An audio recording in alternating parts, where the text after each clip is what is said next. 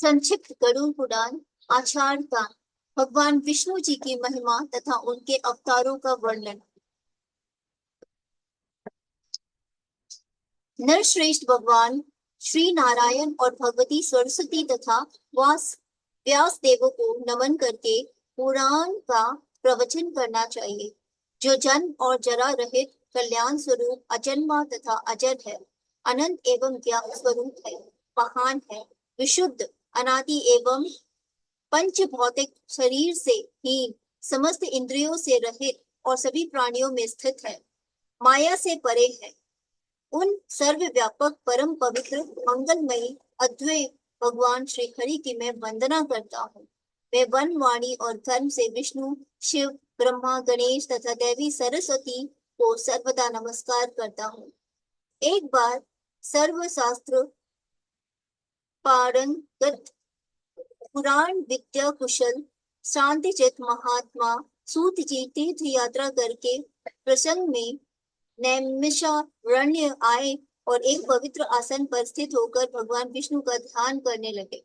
ऐसे उनके क्रांतदर्शी तपस्वी दर्शन करने के नैमिषारण्यवासी शौनक आदि मुनियों उनकी पूजा की और स्तुति करते हुए उनसे यह निवेदन किया। ऋषियों ने कहा, हे सूत जी, आप तो सब कुछ जानते हैं, इसलिए हम सब आपसे पूछते हैं कि देवताओं में सर्वश्रेष्ठ देव कौन है, ईश्वर कौन है और कौन पूज्य है, ध्यान करने के योग्य कौन है, इस जगत के सृष्टा, पालनकर्ता और संहर्ता कौन है, किनके द्वारा सनातन धर्म प्रवर्तित हो रहा है और दुष्टों के विनाशक कौन है, उनका देव कैसा है, किस प्रकार संपूर्ण जगत की सृष्टि हुई, किन व्रतों का पालन करने से देव संतुष्ट होते हैं, किस योग द्वारा उनको प्राप्त किया जाता है, उनके कितने अवतार हैं, उनकी वंश परंपरा कैसी है, वर्णाश्रम आदि धर्मों के प्रवक्ता एवं रक्षक कौन है। ये महात्मा देव श्री शुद्ध जी इन सबको और अन्य विषयों को हमें बताएं तथा भगवान नारायण सभी उत्तम कथाओं का वर्णन करें। सूत जी बोले, हे ऋषियों, मैं उस गरुड़ महापुराण का वर्णन करता हूँ जो सर्वभूत है और भगवान विष्णु की कथाओं से परिपूर्ण है। प्राचीन काल में इस पुराण को श्री गरुड़ जी ने कश्यप ऋषि को सुनाया था और मैंने इसे व्यास जी से सुना था। हे ऋषियों, भगवान नारायण ही सब देवों में श्रेष्ठ देव है। वे ही परमात्मा एवं परब्रह्मा है।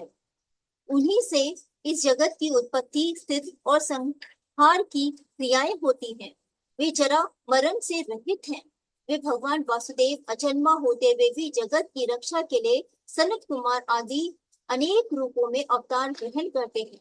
हे ब्राह्मण, उन भगवान श्री हरि सर्वप्रथम कौमार सर्ग में अवतार धारण करके कठोर तथा अखंड ब्रह्मचर्य व्रत का पालन किया। दूसरे अवतार में उन्होंने यज्ञेश्वर श्री हरि जगत की स्थिति के लिए हिरण्याक्ष के द्वारा रसातल में ले गई पृथ्वी का उद्धार करते हुए 12 शरीर को धारण किया। तीसरे ऋषि संगम में देव ऋषि नारद के रूप में अवतरित होकर उन्होंने सातत्व तंत्र नारद पंचांगरात्र का विस्तार किया, जिससे निष्काम कर्म का प्रवर्तन हुआ। चौथे नर नारायण अवतार में भगवान श्री हरि ने धर्म की रक्षा के लिए कठोर तपस्या की और वे देवताओं तथा असुरों द्वारा पूजित हुए। पांचवें अवतार में भगवान श्री हरि कपिल नाम से अवतरित हुए, जो सिद्धों में सर्वश्रेष्ठ है और जिन्होंने काल के प्रभाव से लुप्त हो चुके संख्या शास्त्री की शिक्षा दी। छठे अवतार में भगवान नारायण ने महर्षि अत्रि की पत्नी अनसुया के गर्भ से दत्तात्रेय के रूप में अवतीर्ण होकर राजा अलर्क और प्रहलाद आदि को आविक्षिका विद्या उपदेश दिया। सातवें अवतार में श्री नारायण ने इंद्रादि देवगणों के साथ यज्ञ का अनुष्ठान किया और इसी स्वयंभू मनवंतरे में वे आहुति के गर्भ से रुचि प्रजापति के रूप में के पुत्र के रूप में यज्ञ देव नाम से अवतरीन हुए। 8वें अवतार में वे ही भगवान विष्णु नाभि से एक मेरु देवी के पुत्र रूप में ऋषभ देव नाम से प्रदुभूत हुए। इस अवतार में उन्होंने नारियों के उस आदर्श मार्ग का निर्देशन किया जो सभी आश्रमों द्वारा नमस्कृत है। ऋषियों की प्रार्थना से भगवान श्री हरि ने 9वें अवतार में पार्थिव शरीर अर्थात पृथ्वी का रूप धारण किया और गौरूपा पृथ्वी से दुर्ग रूप में अनादि महाशुद्धियों का दोहन किया, जिससे प्रजाओं के जीवन की रक्षा हुई। 10वें अवतार में मत्स्य अवतार ग्रहण करके उन्होंने चक्षुष मन्यवंतर के बाद आने वाले प्रलय काल में तत्व मनु को पृथ्वी रूप में नौका में बैठाकर सुरक्षा प्रदान की। 11वें अवतार में देवों और दानवों ने समुद्र मंथन किया तो उस समय भगवान नारायण ने पूर्ण रूप ग्रहण करके मंदराचल पर्वत को अपनी पीठ पर धारण किया।